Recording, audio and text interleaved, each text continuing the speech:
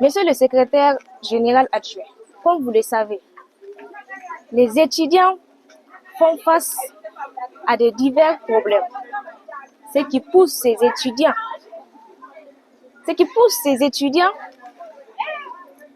à remettre en cause la qualité d'enseignement à l'université Abdou Moumouni de Niamey. Alors, quelle élucidation avez-vous par rapport à ce sujet, monsieur le secrétaire? Bonsoir. Bonsoir. Je voudrais d'abord vous remercier pour nous avoir offert ce cadre-là afin que nous échangions avec vous sur une thématique d'importance capitale, à savoir la qualité de l'enseignement à l'université Abdou Moumouni de Niamey. Je voudrais surtout vous encourager pour avoir choisi cette thématique combien de fois importante, parce qu'il s'agit de la qualité de l'enseignement à l'université Abdou Moumouni de Niamey. Dans ma qualité de secrétaire général adjoint, je voudrais d'abord rappeler quelques aspects qui doivent corroborer cet entretien avec vous, surtout si on fait un regard rétrospectif.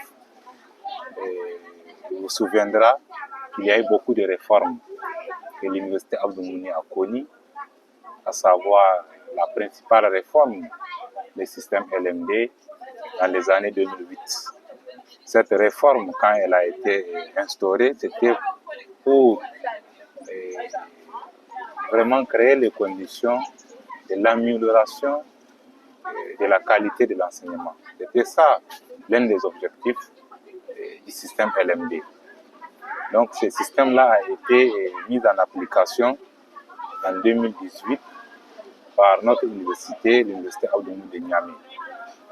Mais après les constats, malheureusement ce système ne permet pas à ce que les systèmes, sinon cette attente-là des étudiants, de toutes les composantes-là, puisse être atteinte. Parce que tout simplement, il y a quelques difficultés auxquelles ce système fait face. Parce que le système exige un personnel universitaire digne de son nom.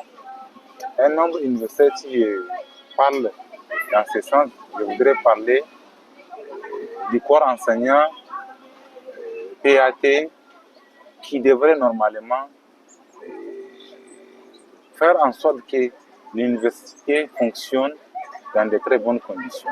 Aujourd'hui, vous n'êtes pas sans le savoir que le nombre d'enseignants à l'université est très minime, au point où vous allez voir les ratios entre enseignants et étudiants. Un enseignant peut être normalement considéré comme un enseignant pour, par exemple, 300 étudiants, alors que selon les normes de notre espace, à savoir l'IOMOA, normalement, c'est moins de 50 personnes pour 50 étudiants pour un enseignant. Mais aujourd'hui, le constat est amer. À l'université, vous allez constater plus de 300 étudiants pour un enseignant.